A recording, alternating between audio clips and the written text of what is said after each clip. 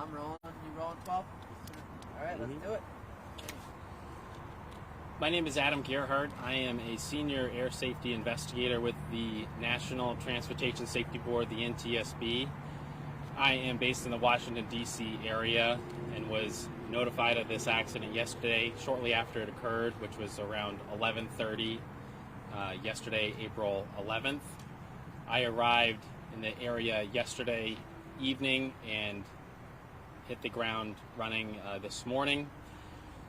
I am assisted by a team from the Federal Aviation and myself here representing the NTSB as the investigator in charge. I want to get into the preliminary factual information that we know at this time.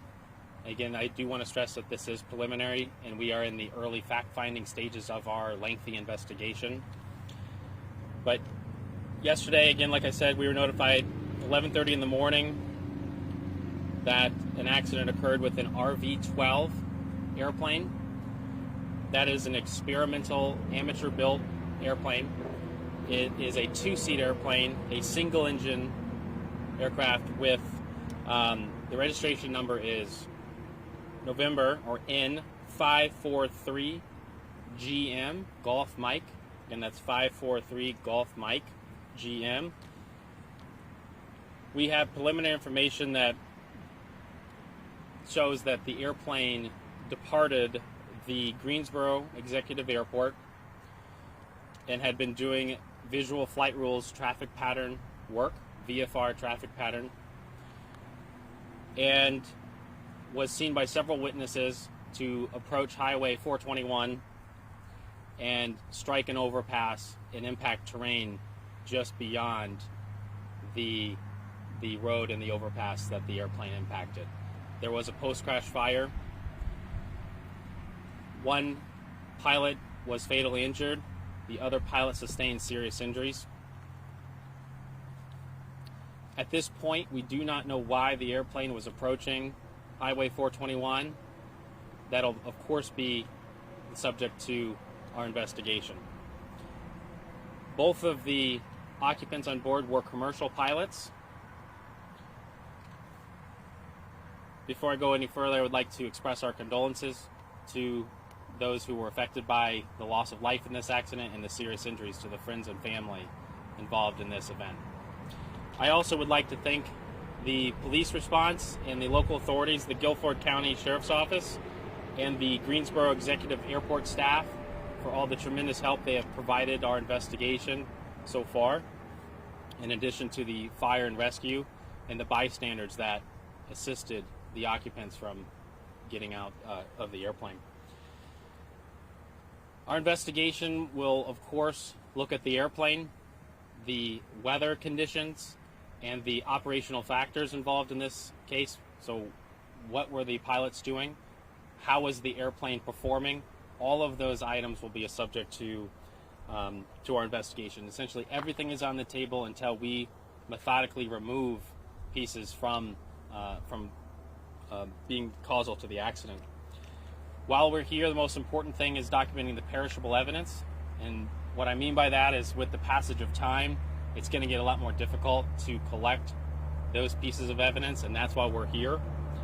The airplane has been recovered from the area next to Highway 421. That recovery is complete, and we will be continuing our investigation looking at the engine and the airplane from a secure hangar to continue that investigation. I am also assisted by a team in Washington, D.C. of specialists that can support any sort of component examination we may need to do. The next report that you will see from the NTSB is the preliminary report, and that should be issued in about 10 days. That preliminary report, posted on ntsb.gov, will provide all of our factual findings that we have learned on scene today. Following that preliminary report, a final report that has the probable cause will be issued in 12 to 18 months. Is a general standard for an investigation such as this. I'd like to also offer that, given that there are several witnesses, and we have spoken to some of those witnesses, but we do have an email address of witness WITNESS, at ntsb.gov. You can email if you believe you have photos or a statement that you would believe would be helpful to the investigation. Lastly, I'd like to say that the role of the NTSB is not only to figure out what happened, but why it happened, to prevent future accidents from occurring again. If there's any sort of safety recommendations that need to be issued as a result of this investigation, or a multitude of investigations put together, that's our job, and that's why we're here, to prevent the next accident. So with that, I'd like to take a few questions. Sure, I'll go ahead and start. This was, you said, an amateur built plane. Can you kind of speak to, I mean, I've spoke with a lot of people in, that work around aircrafts, and they said that these aren't uncommon, but a lot of people who don't understand aircrafts think that, why would a plane like that be up in the air? Can we kind of talk about that a little bit? Sure. So experimental amateur built is just simply another classification of how airplanes are issued airworthiness certificates and how they're built, and it's a very, very large section of the general aviation industry. So it's just a different way to assemble and build an aircraft that is very, very common. And then so you said both of the passengers on board were both pilots, or they've been flying for a while? Yes. So whether or not both occupants were pilots, they both were commercial rated pilots, and we'll be looking to figure out who was flying. We don't know that information, and that'll all be subject to our investigation. Did they own the aircraft? They did not. Okay. Has the owner of the aircraft been contacted at all? Yes, we are in contact with the owner and establishing maintenance records, looking at the history of the airplane, looking at how this airplane was built will all be a routine subject to our safety investigation. Do you know how long the plane was in air before it went down? We don't know how long the airplane was in the air, but that'll be something that we'll be attempting to get radar records or other GPS data sources that can give us that information and specific flight tracks. We don't have that yet, but we'll be looking through our sources to get detailed flight track information. To speak about, so you said it was an experimental aircraft, amateur built. Are there any particular notions of part of that you're looking at? Maybe a wing wasn't properly secured or something. Are there telltale signs that you can tell that an airplane is amateurly built compared to professionally built? So in this accident, in any investigation, looking at the airplane and its airworthiness is something that is a routine aspect of accident investigation. So in that evaluation, we're looking at things such as what we call flight control continuity, looking at those flight controls, the cables, are they continuous from the control surfaces to the cockpit? Are there any breaks?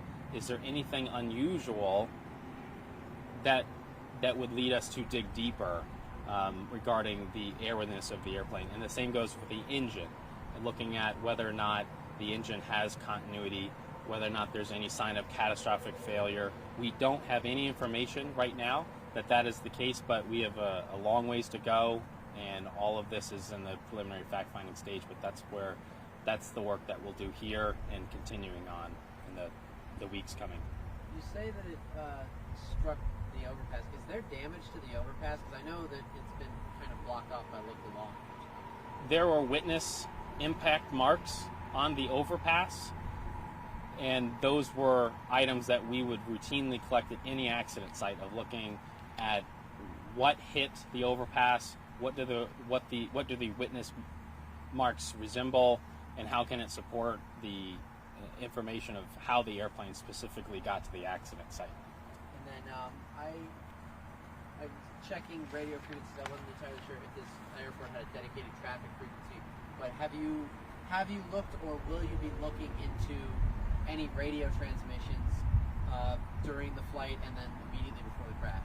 Yes, so radio transmissions often can be very helpful. Right now we don't have any information that there were any communications from the airplane to this specific uncontrolled airport radio frequency.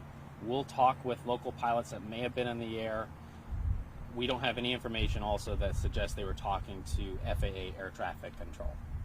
And I think I just have one more. You said this is going to be a long process. I mean, you said the final report will come out 12 to 18 months. I mean, you're essentially picking through the leftovers of this crash, and it's a long process. Can you kind of speak to that a little bit more?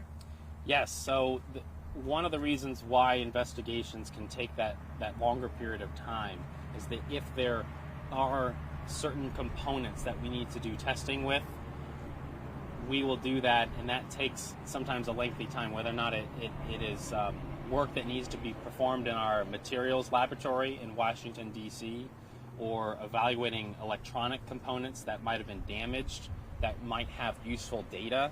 All of those things could provide some sort of useful finding and data point to build a complete picture of what happened here. So it takes time to put that together and to establish the best possible probable cause of this accident, of course, for the purpose of preventing this from happening again in the future.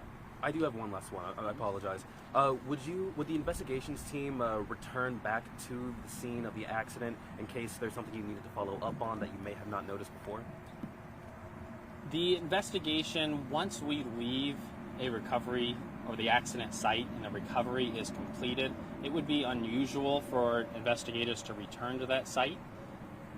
However, there's always the possibility that you might need to look for a component that wasn't located, but typically through the recovery process of making sure any sizable components are picked up and cleaned from that accident site, and then the wreckage is then subsequently stored in a secure facility.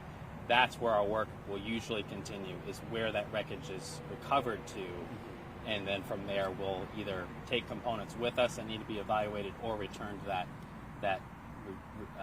the hangar where it's stored in. Oh, and one more thing. I apologize again. Is the pilot the pilot who died? Was he the main pilot piloting the plane, or I'm just kind of curious if he was the main one piloting the plane. At this time, we do not know who was flying the airplane, and we'll obviously try to learn that information, but we do not know that at this time. How old was the aircraft? The airplane was manufactured in 2021, so it's a recently built airplane. All right. Thank you for your time. Thanks. Thank you.